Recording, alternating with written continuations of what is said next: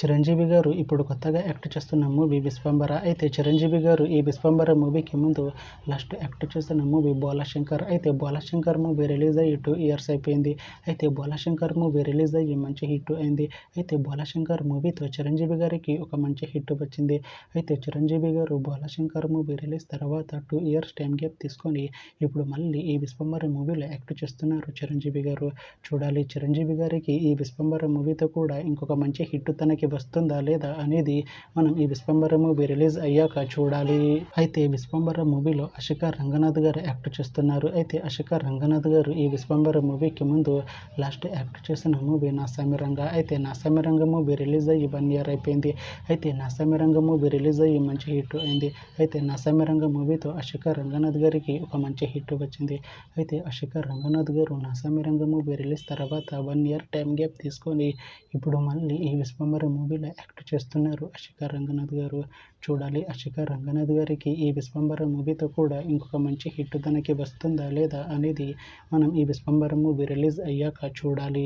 అలానే విశ్వంబర మూవీలో మొన్రల్ ఠాకూర్ గారు యాక్ట్ చేస్తున్నారు. అయితే మొన్రల్ ఠాకూర్ గారు ఈ విశ్వంబర మూవీకి ముందు లాస్ట్ యాక్ట్ చేసిన మూవీ హై నాన్న. అయితే హై నాన్న మూవీ రిలీజ్ అయ్యి 1 ఇయర్ అయిపోయింది.